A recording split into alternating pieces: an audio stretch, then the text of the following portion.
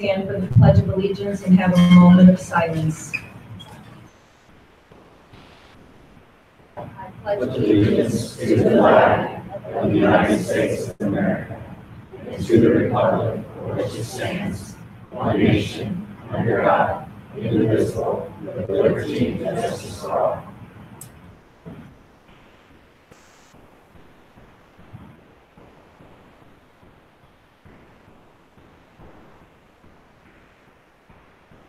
Thank you.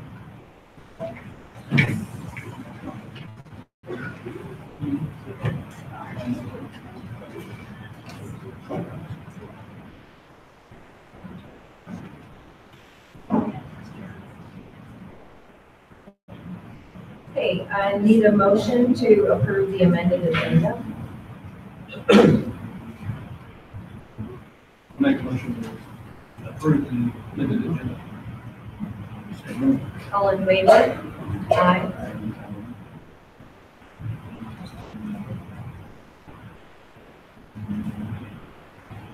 Okay, it is now time for public comments and correspondence to board.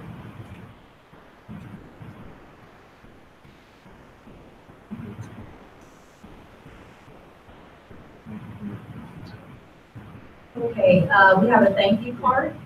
It says, "Thank you, your kindness meant so much to me. Thank you so much for the beautiful flower arrangement y'all sent to me while I was up in the hospital. I truly worked for the best. Thank you so much, Marcy Butler."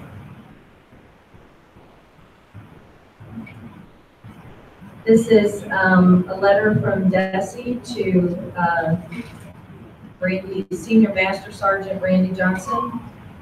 "Dear Senior Master Sergeant Johnson, on behalf of the Missouri State Board of Education and the Missouri Department of Elementary and Secondary Education, I would like to express our sincere appreciation to the Triad AFJROTC for presenting the colors and joining with us in the Pledge of Allegiance to officially kick off the 57th Annual Cooperative Conference for School Administrators at Tantera Resort in Osage Beach. The conference's attendees truly enjoyed the positive and special beginning to the conference. Please convey our thanks and gratitude to each of your cadets." I hope I don't trash anybody's name here. Tyler Brown, Zoe Duncan, Bo Harold, Chloe McDonald, and Wyatt White for making the trip and representing the Triad AFJROTC program in fine fashion. Sincerely, Roger Dorson, Interim Commissioner of Education.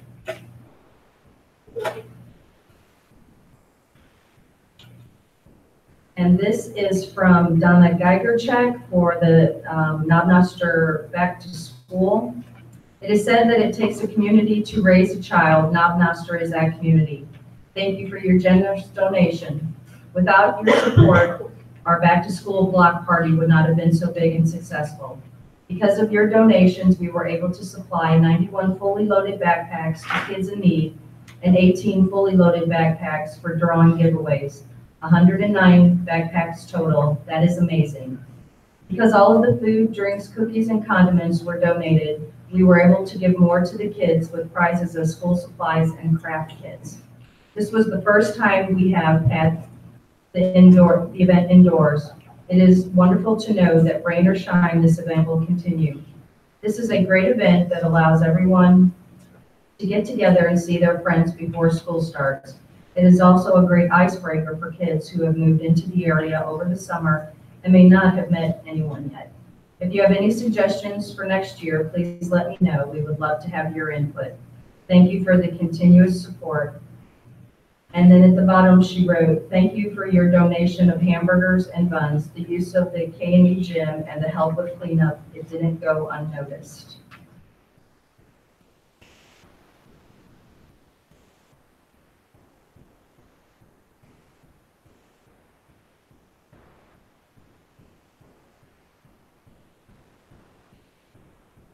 It is now time for recognitions. We'll start out with an introduction. Good evening, everyone, and thank you for joining us. We have a new member here with us tonight, Colonel Callis, our UMSG Commander. Welcome, sir, and very happy to have you here with us and your trusty sidekick.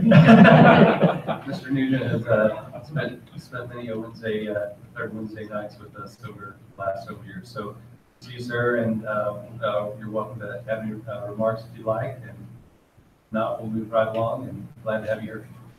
Just a couple quick comments. I'll arrive in July with my family. I have a son in 5th grade at Knob Middle and a daughter in 10th grade at Knob High School. So very much a privilege for me to be here working with the board, and look forward to meeting y'all, getting to know you all better. Thank you. You're welcome. All right, for other recognitions to the board, we'll start with our students, and we have a Phenomenal Panther 2 award tonight that has gone above and beyond, and someday may go into the beyond.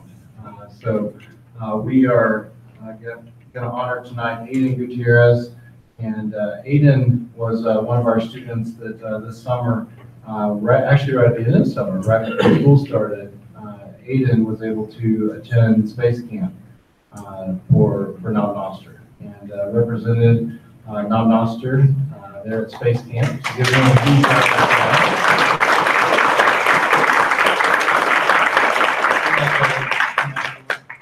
So Edmentum is one of our partners, and Edmentum actually sponsored Aiden to be able to go down to space camp. And we did have a video that is not working right now of all the pictures of Aiden. I'm pretty jealous about all the things that Aiden was able to do, but maybe that's why it's not working. It's my jealousy. We will get that up on our Facebook page for everybody to see. The board, if we can come up and recognize Aiden.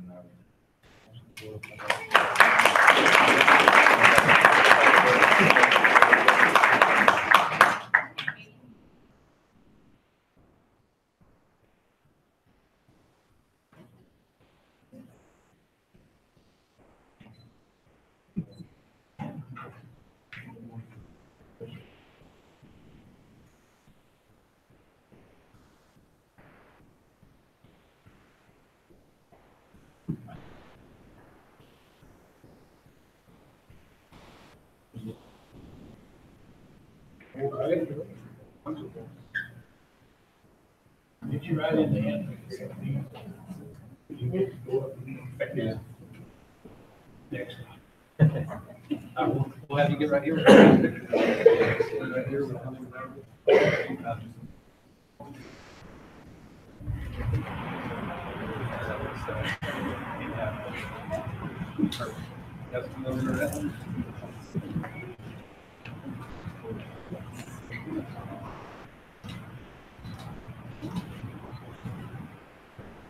All right, give Aiden one more big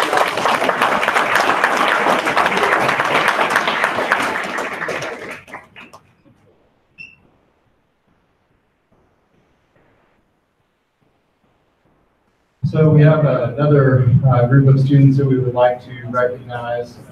We had an art competition for our homecoming, and these students received first place in the art competition, so we would like to recognize them at this time.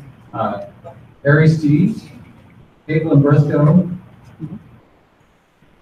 and Anna Stevens, and then Anna Stevens again. It looks like I have two for her. So, and Taylor Trudell. So we have those students that are coming up, and they are Phenomenal Panthers that have won based on their art. And I think when we signed in this evening, you were able to see their artwork. So those students who come forward, Michaela Hodson also has a presentation.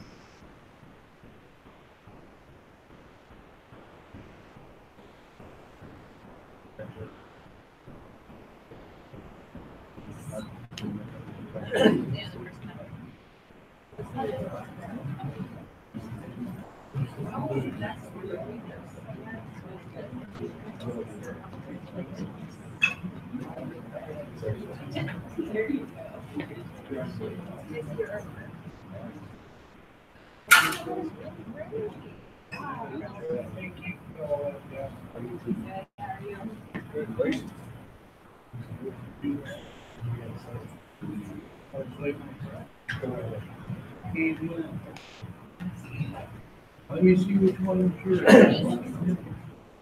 Oh, yeah, that was the one first one. Awesome. Hello, my name is Michaela Hodgson. For homecoming this year, Student Senate decided to hold art competition for the students. All students in the Nominosity School District buildings were able to compete in this competition. Some of the rules for the competition were that it had to be on an 8x10 piece of paper. The Panther mascot had to be on there somehow, whether it was the head or the whole body. The 2D mediums were allowed, and the school colors needed to be included. Student Senate was able to collect 80 art entries overall. Once we collected them, we had our club judge pick a winner for each school. And we had all the entries displayed at the concession stand at the homecoming game, so everyone would be able to see all the great artwork we had.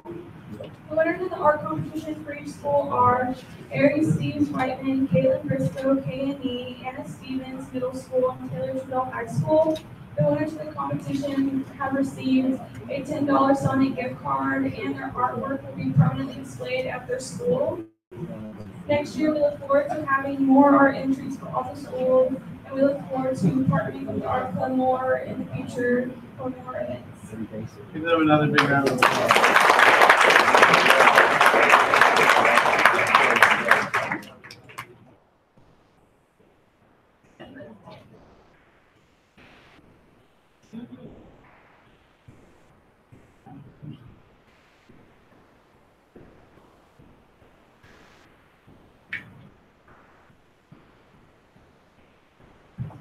So again, say thank you for our art students for their great work. Congratulations on your great work. Thank you for displaying that. You had a new element of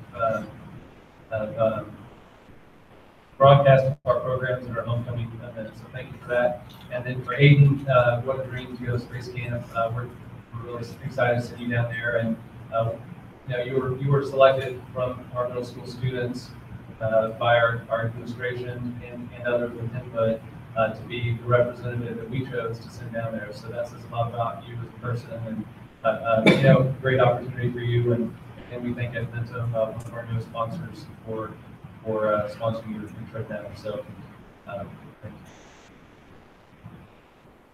And I'm going to try. We may have a new option to show your video. So please hold. So we have one more large group that is all sitting in the back there. I will not read through the giant stack of certificates.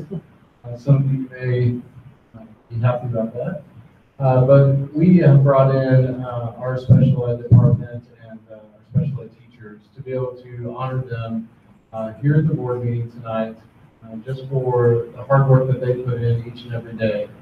And obviously, you work with our greatest students. You truly do. They are wonderful, and I know that you guys have a passion for what you do. We see it every day on your faces and in the work that you do. But we wanted to bring you before the board and just tell you thank you for the work that you put in, the countless hours that you put in, not only in school but outside of school. Truly thinking about those students and trying to do what is best for them.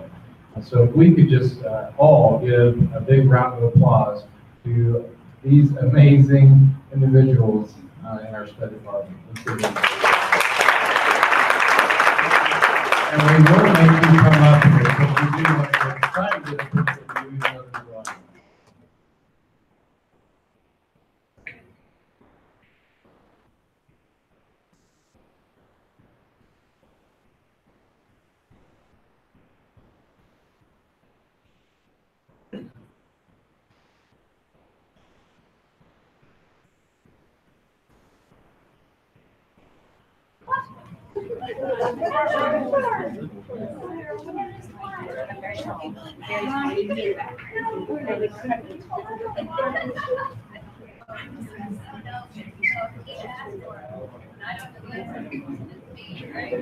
I know.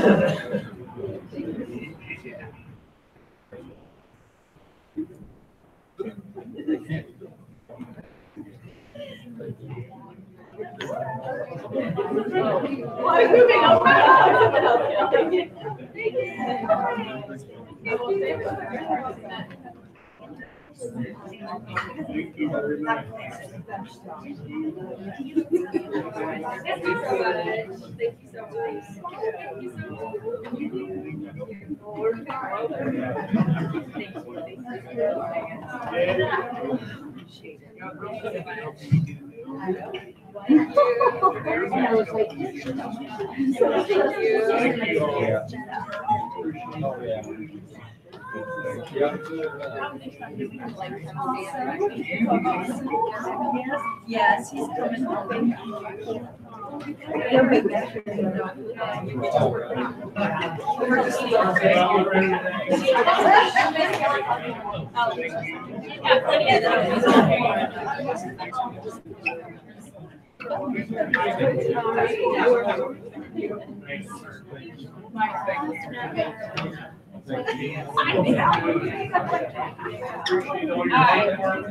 Got a big group.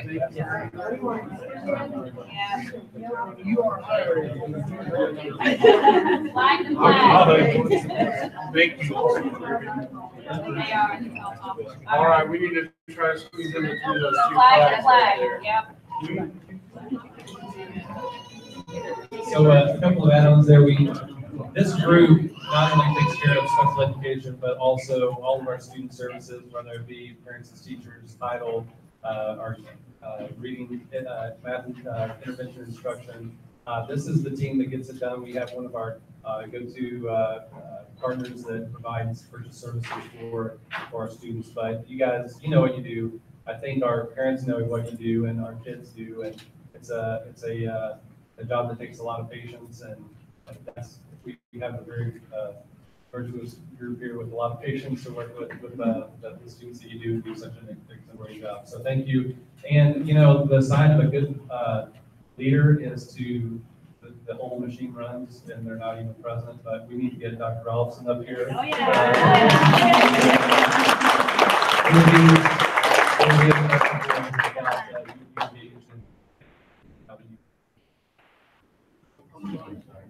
I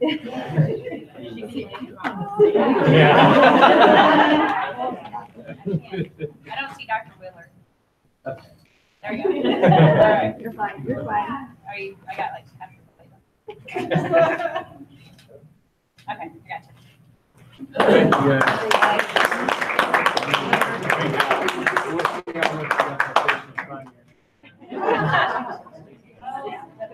Oh, so it's a toe, so I'm guessing it's.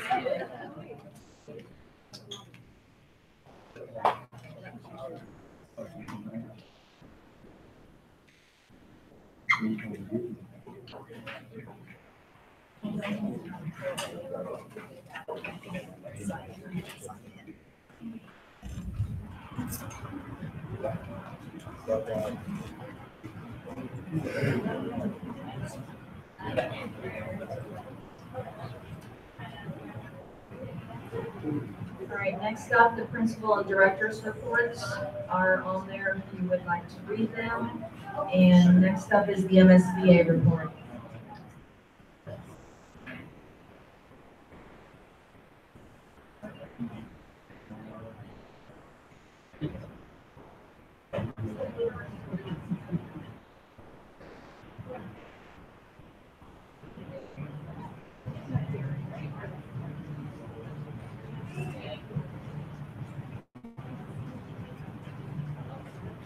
Hello, everyone, and welcome to the Missouri School Boards Association's board report for the month of September. We thank you for the opportunity to share some news and information during a few minutes of your board meeting. We begin with a look at the search for a permanent Commissioner of Education here in Missouri. Now that the State Board of Education has a quorum and can conduct business again, it is resuming the search for a permanent Commissioner of Education following the removal of Margie Van Dieven as Commissioner last December. The State Board of Education appointed Dr. Roger Gorson as interim Commissioner at that time. At its September meeting, the State Board decided to open the application and nominations process for the job. The deadline for submitting an application or nomination is October 19th. The State Board then plans to conduct interviews and perhaps hire the permanent commissioner as early as November.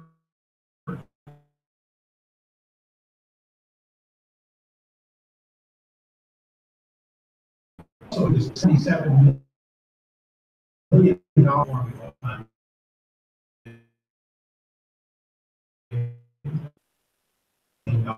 right now called state funding for student transportation.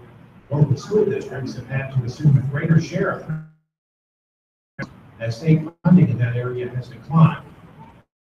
MSBA has advocated strong state funding for student transportation. MSBA President Mike Pratt testified on school safety issues during a recent meeting in Chicago, hosted by Deputy Secretary of Education Mitchell Zayas. Pratt said there's a strong need for synchronization among agencies responsible for safety.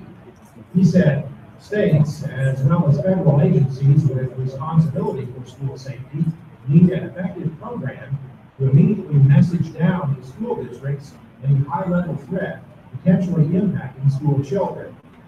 Pratt also said there's a need to have assessment tools to understand and rank the full scope of school safety risks beyond just the active shooter risk. MSBA's recommendations will be provided to the Federal Commission on School Safety. MSBA administers the Center for Education Safety, the only statewide school safety organization in the state. CES is built on the premise that school safety is best addressed through a comprehensive, community-wide approach. A number of new state laws related to public education took effect at the end of August, as is often the case following the end of the legislative session in May. And that means MSBA's policy department has been working to create new policies or update existing policies for school boards throughout the state. MSBA Associate Executive Director Kelly Hopkins oversees MSBA's policy department, and she says policy updates are designed with a goal in mind. Obviously compliance. Obviously legal compliance is the first thing we consider. We also want to include enough information in our policies that districts will understand what the law means and what their policy says without having to call an attorney. Although they're welcome to call us if they have questions. Hopkins says policy updates are also designed to support boards in making informed decisions and to protect school districts from making costly and damaging mistakes. The latest policy update from MSBA addresses a new virtual education law, elections, whistleblower protection, gifted education, school counseling, and other issues. All MSBA member school boards receive basic policy updates, while some 240 school boards throughout the state participate in a more customized policy service. MSBA's annual school personnel information survey is now open. This survey collects information on the wages, salaries, and benefits of teachers and other school employees to help boards and administrators make fully informed personnel decisions. MSBA member districts that complete the survey and submit their salary schedules and collective bargaining agreements by November 12th this year receive free access to the data collected. Make sure your district's information is included in this year's database. Your school district staff can submit your district's information through the MSBA website. That's it for this month's edition of the MSBA Board Report. Thanks for allowing us to have some time at your board meeting, and so long from Columbia.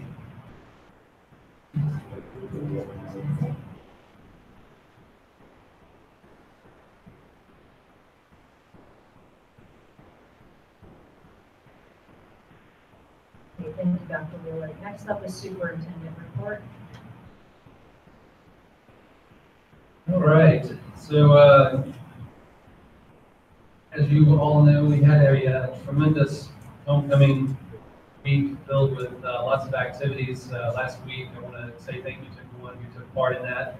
Overall, we had a couple little glitches, but as a whole, it was a very enjoyable week for our team, for our community, for our students, most importantly. It did cap off with a big win on Friday night for our football team, which puts them 4-0 for the first time in a very long time. So hopefully we'll keep that rolling. Our first in-service day of the year went well. The teachers continued to focus on the implementation of the Leader in Me in our new Eureka Math program.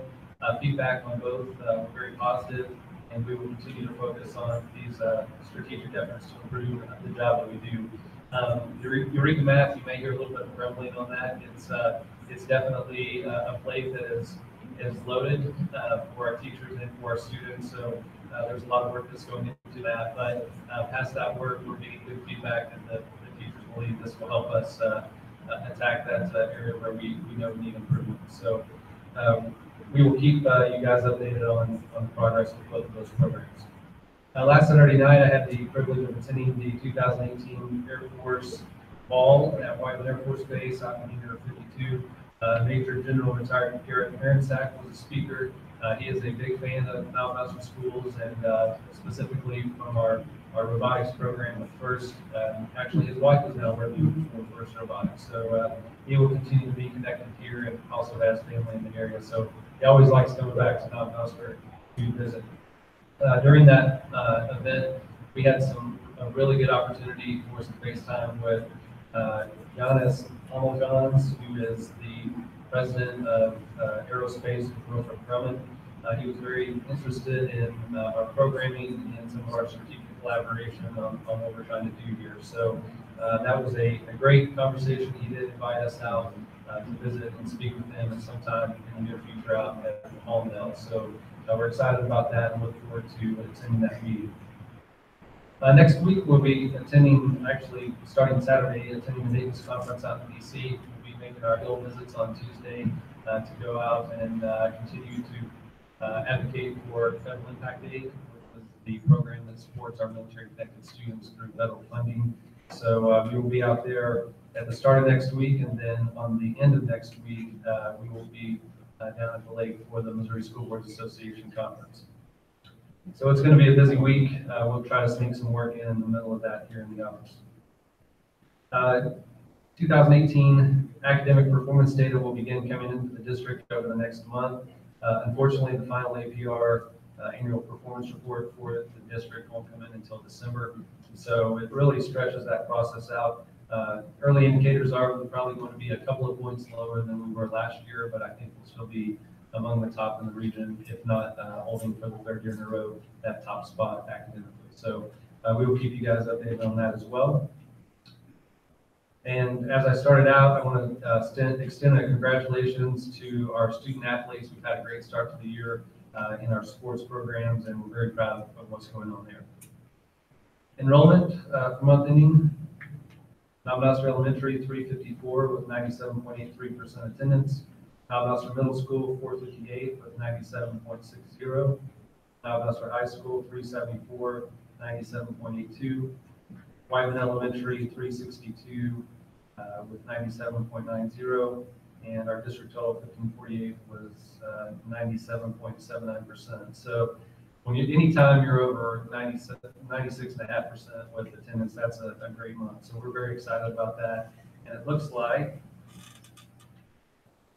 Whiteman Elementary took the lead, Gold Star, with a 97.9% in a very closely contested month for attendance. So congratulations, Whiteman, and principals, that means a lot. We want to keep that attendance up. What you're doing in your schools, it matters. So if you miss school, you miss out, and there wasn't a lot that was missed out this month, so thank you. Financial reports, balance for all funds, 13,448,840. Revenues, year to date, 3,917,344, which is 21.7% as anticipated. And expenditures, 1,492,400, which was 8.3% of budgeted. You will notice in your financial reports, when you compare this year to last, it's going to look a little different because of where the meetings fell in the month. So that's going to look a little off, but should be looking a little normal as we move through the year. Also, I won't go through this, but I did add a new component into my report this month, which is kind of a review of activities with significant meetings and events that occurred during the month of September. And I'm looking ahead to share some of the things that we know are already on the calendar for the month ahead. So that's my report, and I would be happy to entertain any questions. Great. Thank you. Thank you, Dr. Wheeler. I need a motion to approve the consent agenda, please.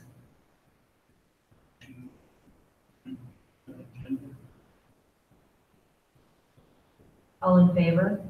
Aye. Need a motion to approve the bills as presented. Has there been any requests come forward for share mats yet, by chance? I talked with the coaches, and I have not seen a request come forward, but we'd be very happy to buy those or use the wrestling mats. Those mats are school district property, and we're happy to share those with all of our students in an appropriate manner. So I think that might need to be really articulated to the coaches if that's the case, because I believe they've been told they can't use the wrestling mats right now because of footwear outside. And if that's the case, we may just for the safety. Just my. Duly noted, and I did speak with the coaches on Friday, and I know you had relayed to me, so we will get the appropriate mats in place on the double. Just whatever they need for safety. No more here. After that.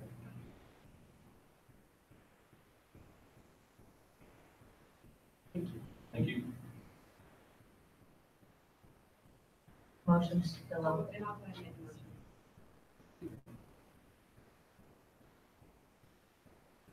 motion. All in favor? Aye.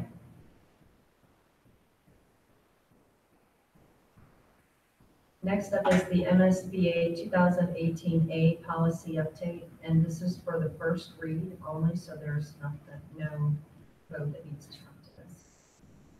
So for new business item B and C, we have the MSBA 2018A policy update and the 2018B policy update, which came in at the same time. And then actually this week we had the 2018C that came in. So I'm not sure why they're stacked up like that.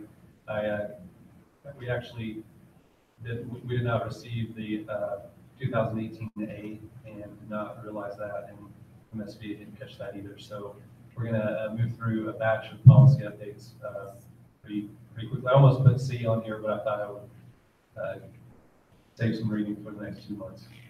But if you have any questions, let me know. We'll be going through this and making sure that it was pretty heavy with special services, and we'll make sure that we're connected on that. A lot of this we're already tracking and having in place.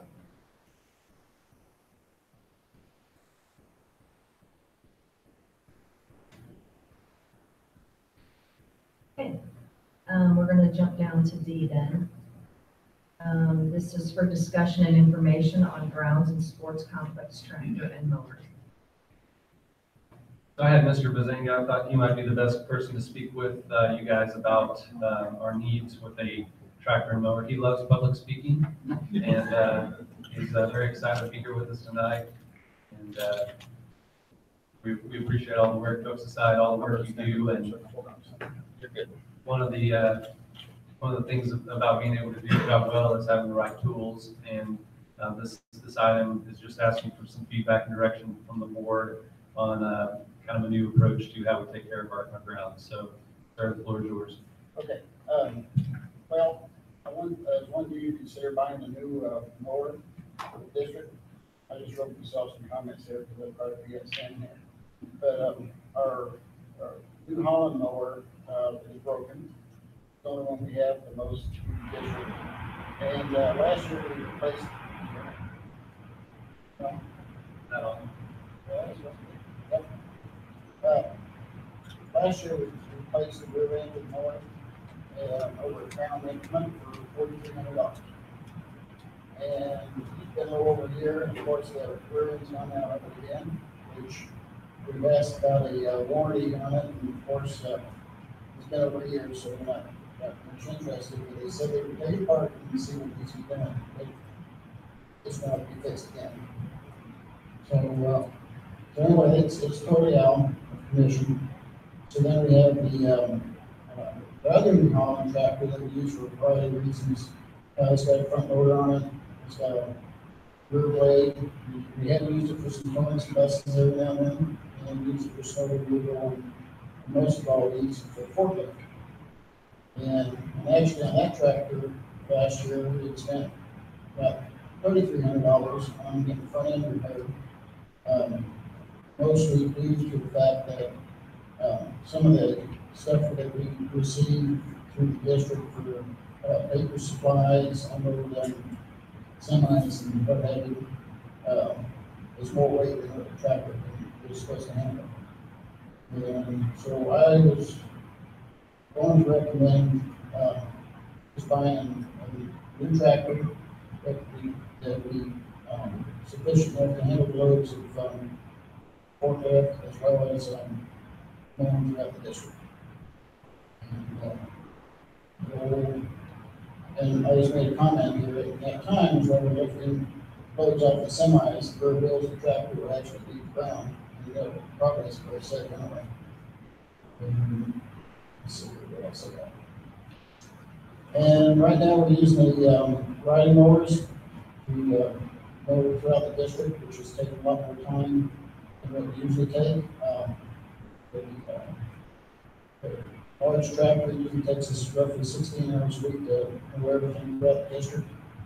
And right now it's probably going to take us twice as much as twice as long. So I just want to see if we consider having more.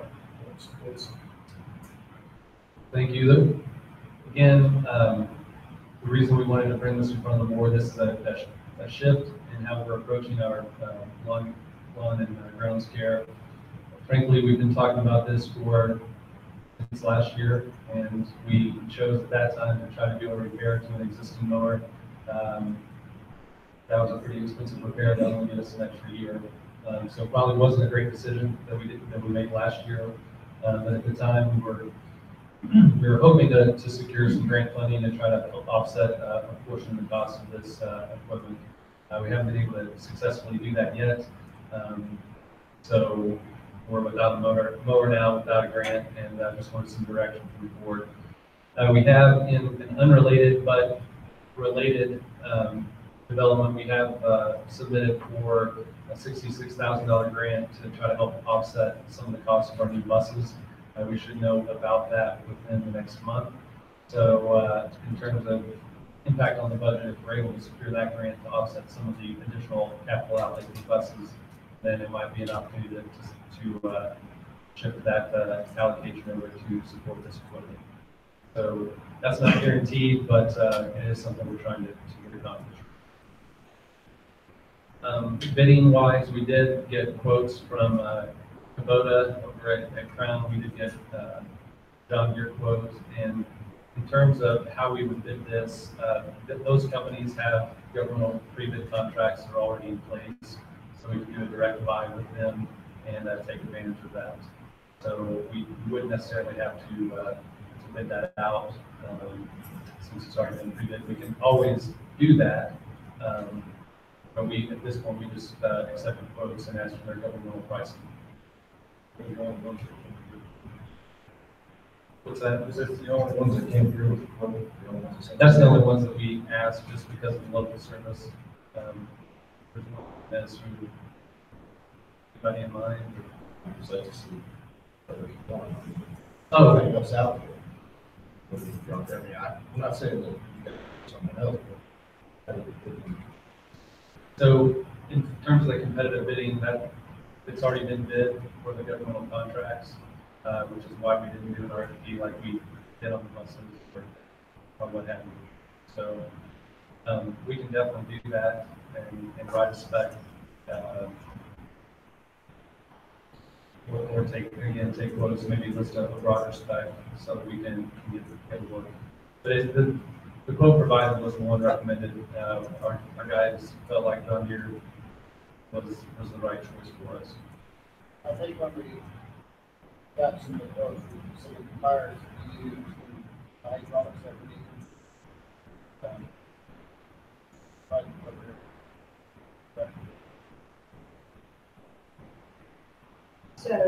So we don't have anything that, other than just for riding mower, you got the grasshoppers and you got one brake. Takes several hours extra to mow. Brake that we usually use out in the complex. But we also mow behind the middle school, the gun parking, several other areas that we mow. But just takes multiple hours to do. Usually with the tractor, in Holland, I think we use an average of about 16 hours of mow time. Sometimes you come straight on the twice maybe. And then you don't mow every week, but so some of those on maybe once every 50 weeks or something. But right now we're out of them.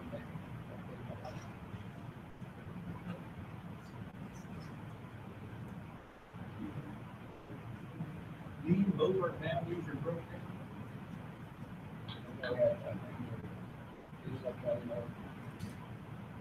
It was actually better more, we can still get parts, bearings, and shafts and stuff, but development more where it's been welded, is honestly, it's what we've been told. Whether you not buy new frame, but you buy bearings and what has to be. What did the comment say? But I would have to look and see. I think just from my standpoint, in the federal contracting background, I'd rather see at least some kind of competitive bidding, even if we go off of the government contracts. A lot of times, at least the way we do things, is we'll go back to a company and say, hey, can we sharpen your pencil any, because we are looking at other vendors just to see if they'll come off good a little bit. But I would like to see that Kubota quote, and if there is anybody else in the area, I don't know a whole lot about large equipment, but just so we can do some comparison to make sure that we are getting just a little bit more than what we see here. Yeah, this was more of an example of expected cost frame, but we'll definitely go back and bid, and I think our policy dictates the competitive negotiation after we receive those quotes, which sounds like what you're describing, so we can do that. And this one tractor will replace two. Yeah, we can still use the bigger, bigger, for the slow development and that kind of thing. But that bigger tractor would actually include the front end loader, but we still use some type of equipment. And all the forks and stuff. We wouldn't have to buy the bucket. I don't think we have to buy the bucket. So would this mower or this tractor ever be needed in two places at once? We just run kind of all over. Dean's never needed in two places at once. Yeah, I don't know nothing about these jobs. Well, sometimes it's like they were trying to get stuff organized and, playing in high school was being hit for loading soda or something or whatever. But the directions, there's always some kind of, like I said, the other one can be used. It's not totally done yet, but it's working on it. So. So we will make haste to get a RFP in place that we can accept formal bids, and any further discussion or input from the board on this process and need wasn't in the budget, but we thought we had mandated our existing mower to get us a little further out than a year. So then would he need it before, like, the next meeting, or, we can get through. Right. I'd say we can get through here a little, for a while, but somewhere down the line here, I need. I think Gainesville's got his tractor. And Lamont's got the Kubota on there. That'd be free, that would be up there, right? I don't know anything about We'll this. publish it and see, but the case and, but I felt interested. You said that we had some maintenance done on the mower, the big one or the little one, last year? On both of them. Both of them. Yeah, I think it's like $3,400 for the big one. It was basically, it was wear on the front end and what we're having to take out. These trucks come in and, they say you get a forklift, but we don't, kind of, we track it with the forks and sometimes it comes in and just 1,000 pounds, 2,500 pounds. It's hard to pick up. Are those front wheel assist or are they four-wheel drive? I can put four-wheel drive, it helps moving sometimes. It's just not set up really that much weight. From the paper, we're, I'm around 2,000 pounds. From the maintenance and repairs, do we have a bunch of extra parts Not really. left over? We don't. Not really. There might be odd end stuff laying around. So it wouldn't behoove us to try and get the same over again.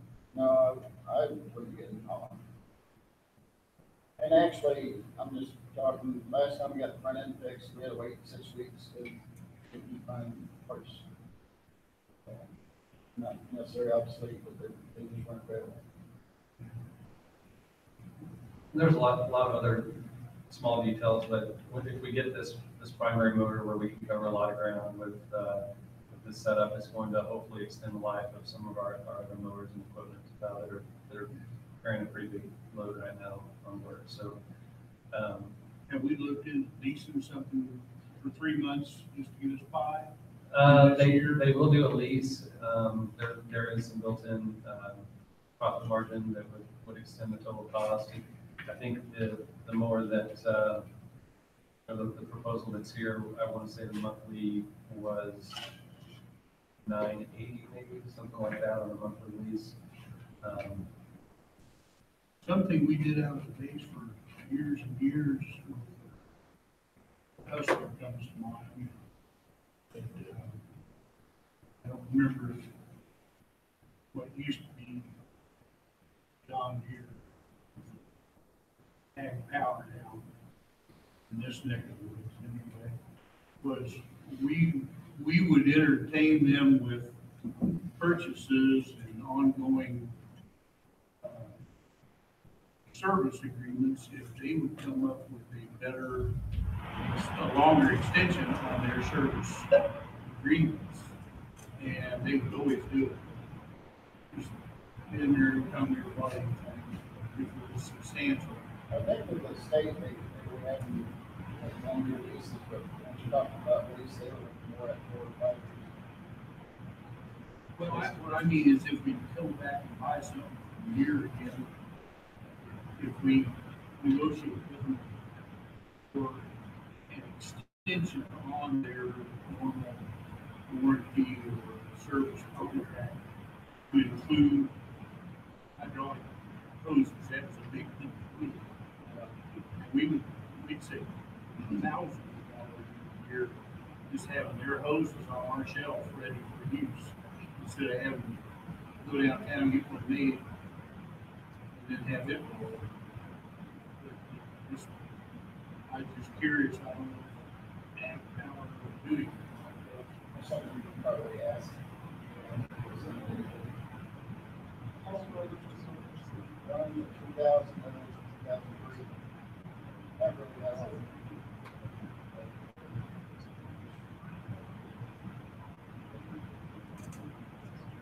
The mower was actually 2000.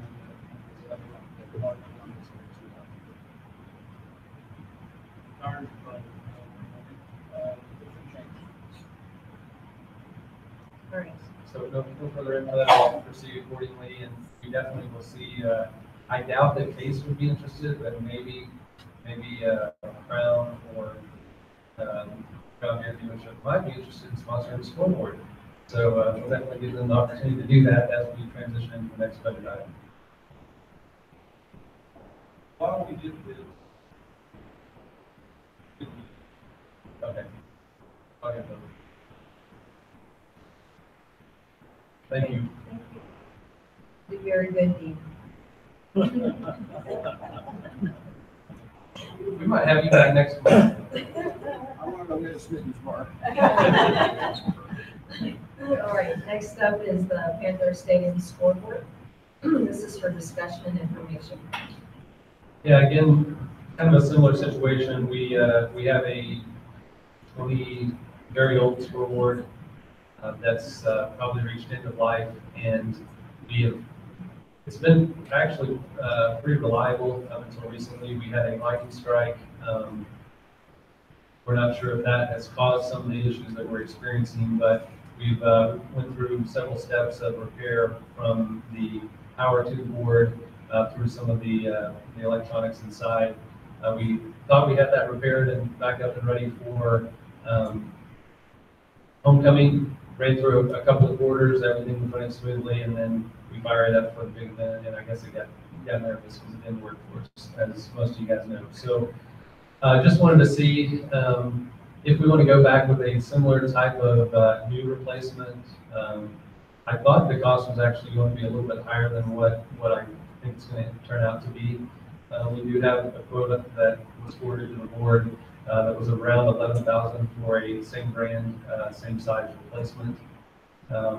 One of the reasons we were looking at the Fair Play brand is to make sure that it runs from a single console and communicates with our play clocks that are already on the field that are in working order and are significantly newer than the school board itself. So in talking with Mr. Lane, he brought that to our attention, suggested we go back with same brand, or we can continue to try to repair, and we're trying to isolate down what the situation is, but we haven't been able to do that yet. One of the interesting things about the scoreboard, it was set up for wireless, and at some point in the past, we were getting a lot of interference with some of the base radio communication waves. So we went to a hardwire setup, and supposedly that's what I'm told. They're laughing. Maybe that's what I was told. So we went to hardwire, and we know that moisture and condensation in those lines may be an issue. So we're working through that, and Mr. Lane and Mr. Bazang have been up and down press box and the school board, and like I said, we're trying to work that out. As of right now, we don't have a solution for the short term. I can tell you that for a replacement board, we're looking at 8 to 10 weeks. So in terms of a rest of the season solution, we are making haste to either repair this one and get it back operational, or find some other alternative for the rest of the season. Scoreboards can be as plain or as extravagant as we want them to be. In this situation, at this time, my recommendation would be try to go back with something similar. Maybe put in some signage, hang some state championship banners that should frankly already be up there, and maybe change the look a little bit without spending a ton of money. We could also go with digital and do a full digital, full color display, but of course we're talking about significantly more money, and I'm not sure that now is the right time to do that. So any feedback or direction, I'm going to be directed on how to handle that.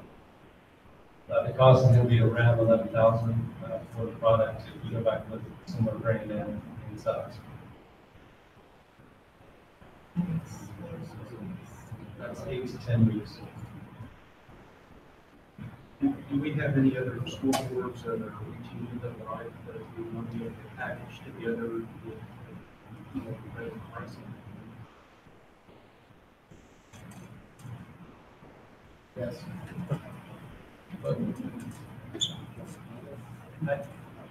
I'm not sure that we want to hear the story on that, but I will visit the ball complex.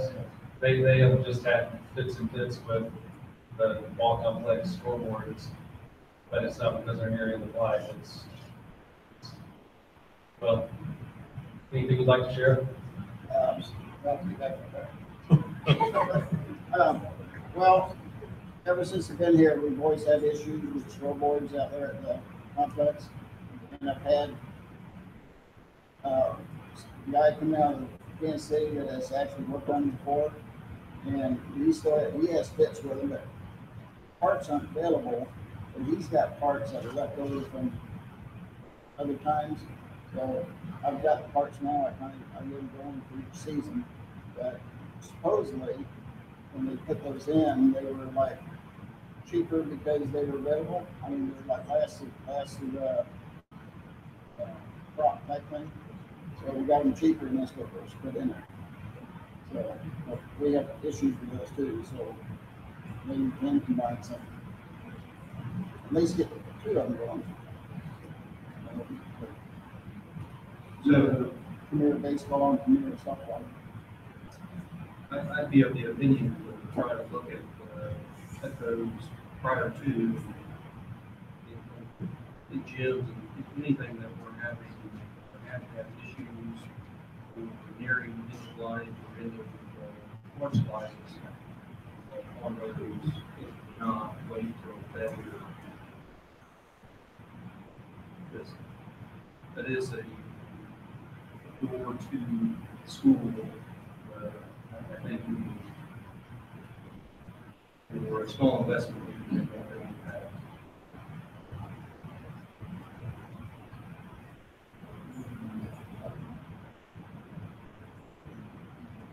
Yeah, we had issues that I think one of the games that we were both having where we were having that communication issue. They were working on the outside scoreboard and the inside, I think it was volleyball. And we isolated that out with the channel issue. But I would say those are aged too. I don't know that I would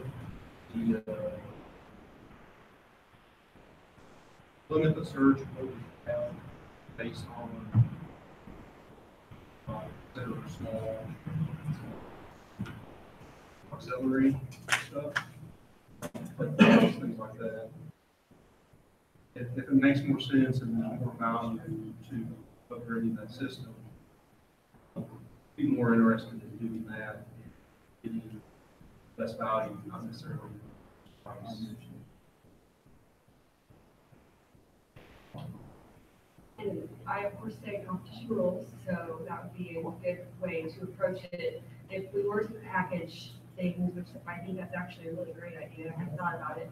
But if we sent out a request for bid and said, we have these clocks or these scoreboards that we would like to bid on, give us your lowest price for the whole package. Is your price the same if we just go with one, or if we go with multiple? And that way, once it comes back into us, we can make a determination, do we want to go ahead and spend all of that money, or narrow it down and only buy this one and this one, or just this one? And again, it may help sharpen the pencil for some of these vendors if they know that they have the opportunity to get a bigger contract. Right. So, That's how we did the bus bid when we had that staggered discount rate based on volume. I wasn't expecting the board to respond that way, but we can definitely do that. And I'll do a little more research on, well, we might as well price all of them and maybe have some better details on age and issues and get that done. I mean, from a purchasing standpoint, it definitely should lower the cost, I would think. So I'd also be interested in feedback from the people using them, sports using them, make sure they are functional for all the sports that were played in there, and not adapting, since we are taking kind of a different look or different approach, make sure that they will function in wrestling tournaments and things like that, it can be functional. I know they've kind of went in a different way here lately, but I guess don't go blindly in replacing the time.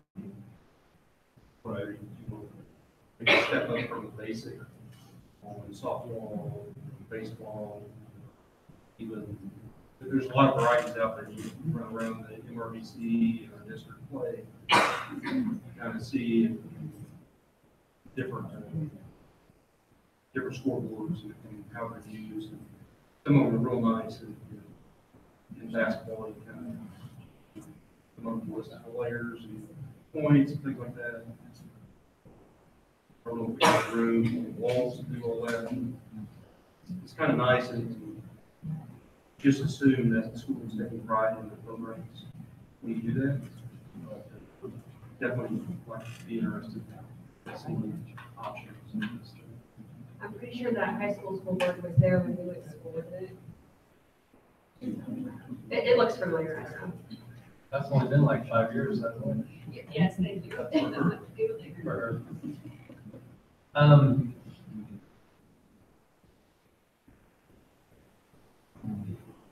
Any specific models, or, you know, like I know what you're talking about, and with the players listed, there's a specific scoreboard option that you guys have seen around that we ought to maybe look at? I don't want to dictate that. I think if you sit down with the athletic director and some of the sports that utilize those, and you guys come to an agreement and a value to that, I will respect that. But definitely, I'm not closed to entertaining those ideas. Gotcha. So maybe do. I mean, that's one of our showcases that we can do. No, we don't have the best facilities, which we can take pride in. Yeah, I will respect that. Okay. Look for the best value, not the lowest. Okay. Yes, sir. I did a little bit of research on this and contacted some people in the athletic department, said some other schools that have had to do this recently. And through my research, came upon a website and it shows the new scoreboard in Concordia, the new one at Windsor, and well, all over the Missouri area. St. Louis and Springfield, St. Joe, and it's like Larry was pointing out, you can buy an 8 by 25 LED, put that on 2 more poles and you can store it. Instead of having an 8 by 25, an 8 by 45. You can basically roll the whole show on that other graphics LED area that show the whole team there that it costs $65,000 to get that extra LED. And I can't see the $65,000 if you have television out I was kind of the same mind where I think put a 8 by 8 or something in there that was fiscally reasonable. And maybe advertisement would be not so bad with an idea as well. System. And if I'm not mistaken, some also could have reduced for repair store. They did. They got into a little issue with I understand. Well, I mean, we can do just about anything as a school district that we want to do. We just can't do everything. And the hard part is to figure out what's an appropriate, reasonable approach. I mean, the systems approach makes sense for a lot of reasons, but in terms of scope, you know, we got to, for a long range, and we need to, I was expecting to be a little more conservative right now, but at the same time, you know, the opportunities here to do something different, and maybe, frankly, I was embarrassed Friday night. I'm sure I'm not the only one to have that crowd and not have the scoreboard, but we, like I said, we thought we had it done. But we can probably expect 10 to 15,000 probably per board. So that's with us installing.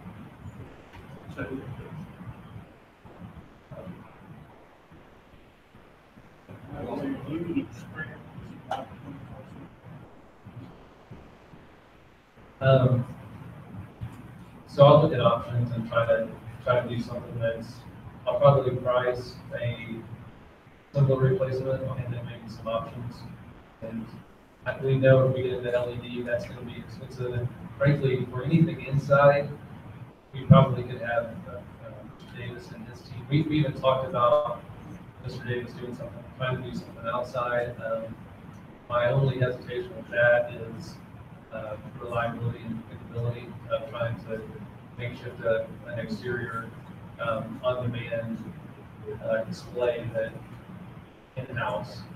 It could work perfectly, but I do think there would be a little bit of risk there on reliability, and especially outside. Inside, we talked about doing some indoor, some different indoor monitors and displays where we can start running an advertising program and some highlights and some other stuff.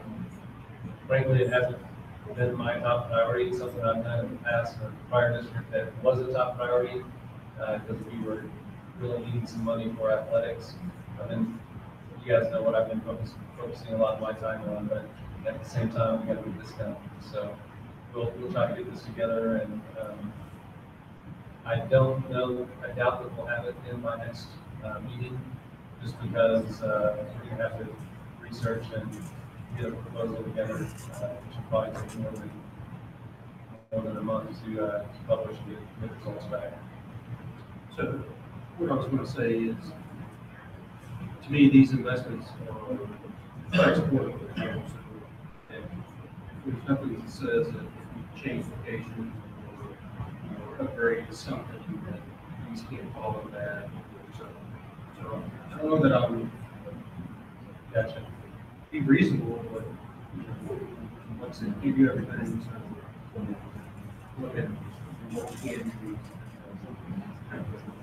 Well, I started to joke and say that, you know, for most of this decade, we've learned how to bolt on the visitor side on the football stadium, and now we're starting to change that and turn out the home side, which I didn't know that would be worth saying. I'll just throw this out. Anybody wants to take time to drive over to California in the winter, 14 grand installed, like you're saying, Daktronics, 3 to 5. 3 to 5. That's what they were talking about. Now, of course, they have a machine, of course, and flowers and things that they have too. I mean, they're talking about putting your sign up above, putting it on your posts, painting your posts, driving. That Wi-Fi. What I was doing. I didn't think about the chatter in the air. We had that problem with our house. CB radio and television. We were told we were mad. You know, I'm anyway. Well, the portability has, that's a good point. Yeah, they shortchange what we buy. Did they have examples of 30 minutes? I was impressed with this. I was working nice and simple. What we got was a little flower. Bridge lights, silver lights.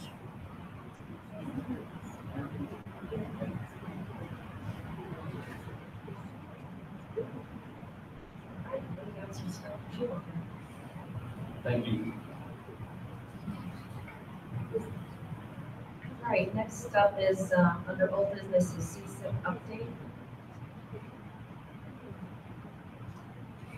So just included in this agenda item is a draft of beginning step on a comprehensive school improvement plan. That's reflective of work of Dr. Robinson, Mr. Plum, and myself. As mentioned in the narrative here, we had that Going in the spring, we came across the issue at the state level where our State Board of Education was disbanded. The MSIP 5 or MSIP 6 standards were kind of set on the shelf. And what we kind of set ours on the shelf for a variety of reasons, that being one of them. Now that the board is back in place, they have finalized those MSIP 6 standards, and we feel like it's a good time to move forward and get this plan done. I do recognize that's part of my evaluation this year, so it's important to me to get it done as well. These approaches can take any way, shape, or form with having someone to moderate and kind of facilitate that process. We would like to try to do that in-house with starting with the draft and kind of let our team and community kind of pick that apart and use that as a starting roadmap to see what we need to take away or add. We did a lot of research from Blue Valley, Kansas to large districts, small districts, and there are similar components in most CSIPs, but it seems like you can take it about any direction, just like the scoreboards. We want something that's functional, meaningful, and useful for us, and that covers the bases. With this, we would do a balanced scorecard that we talked about in the past. We already have a draft of that, and that's ready to go. And so we're getting ready to get this thing rolled out. So any feedback from the board would be welcome. But I'd like to see a schedule when you plan on taking the steps. It's not something that will need to determine each exact date, but when those steps or activities will be completed. And that way it will hold ourselves accountable for reaching the end result of the group CSIP. So I'd like to see those, and I'd like to see those in every board meeting from here on out. We get them if it's the will of the board, not just me. The other comment in reading through that,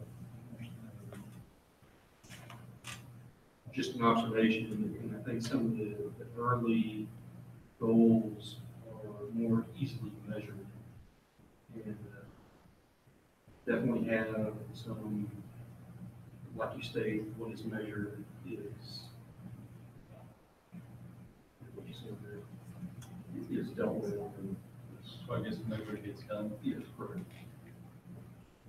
But as you kind of progress through those strategic goals in the interims, they become more abstract. Part of that is due to the nature of them, but if they're abstract, they're not really measurable or easily skewed through attrition, turnover, and personal subjectivity as you go through the 5-year process. Those become meaningless because you don't have measurable things.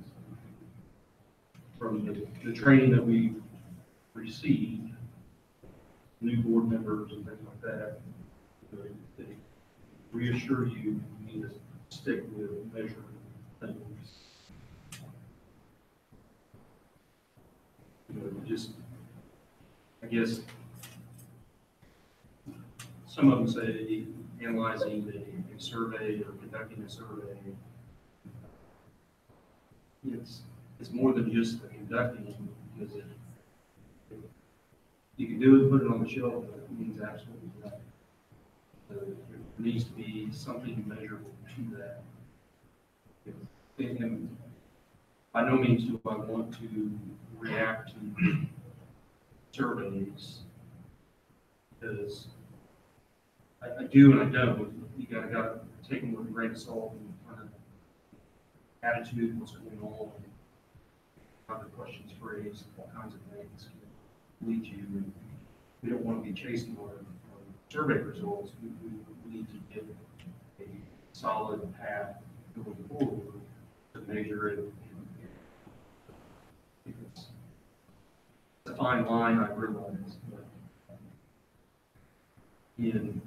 early on, I think they're easier measurable because students take tests and things, but once you start getting into policy and things like that, it's not so easy to measure. So I do think some of that needs attention to find some measurable goals.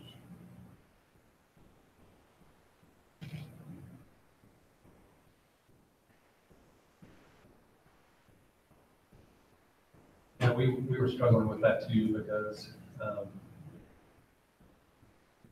you know, that survey approach it's tricky. There's no person that's more ready to fill out a survey than someone that has an axe to grind, you know. I mean, that's just the you know, matter of fact, and a lot of, you know, so I hear what you're saying. The other thing is, you know, past boards have spent quite a bit of money on the last bond issue to do that community survey, and there was a lot of speculation on the validity and reliability of those results in that process, and it costs a lot of money. But those, I mean, we can simplify it down.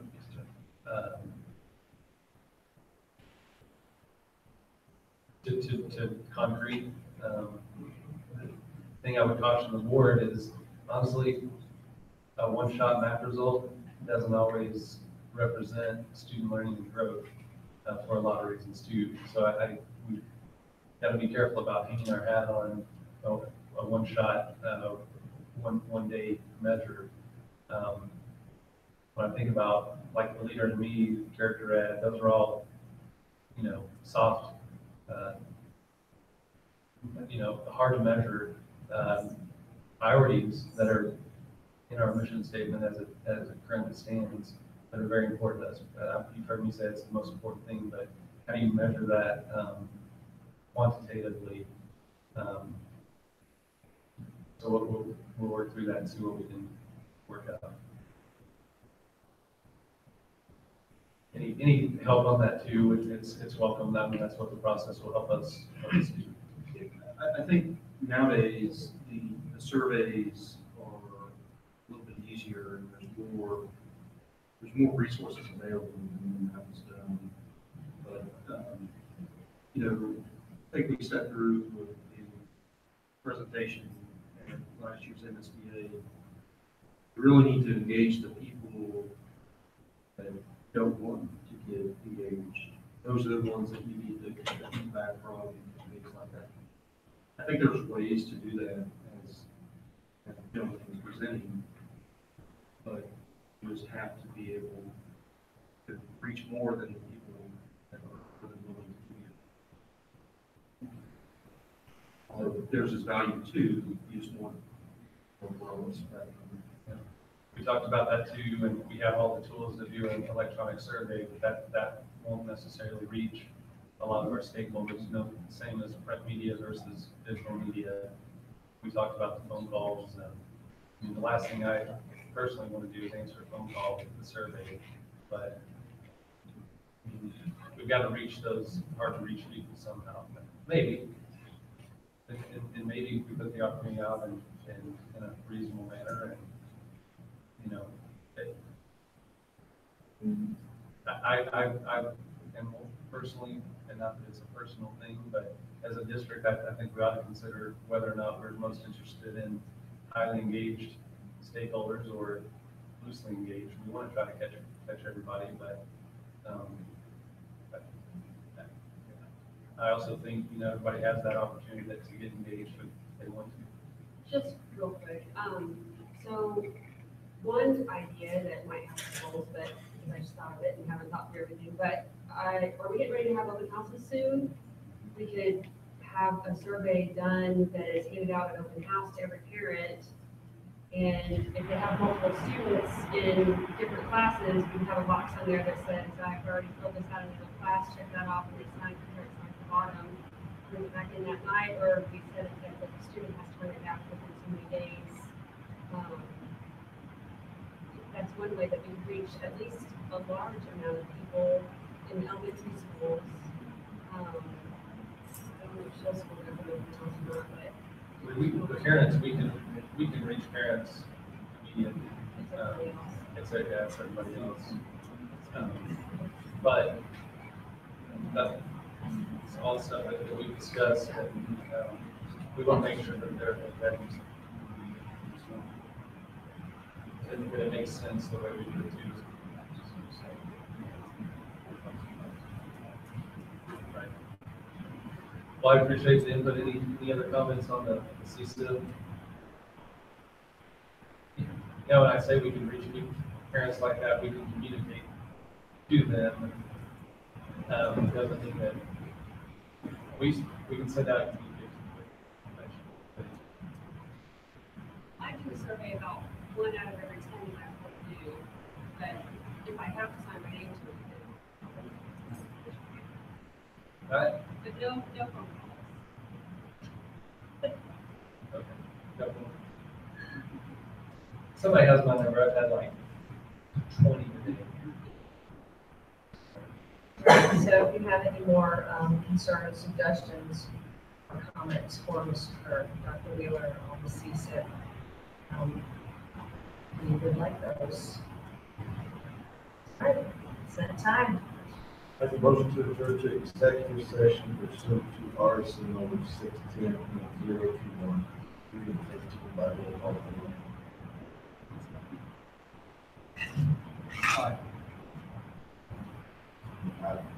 Hi, thank you all for coming. And we will meet in the other room at 7:30. Let's be ready.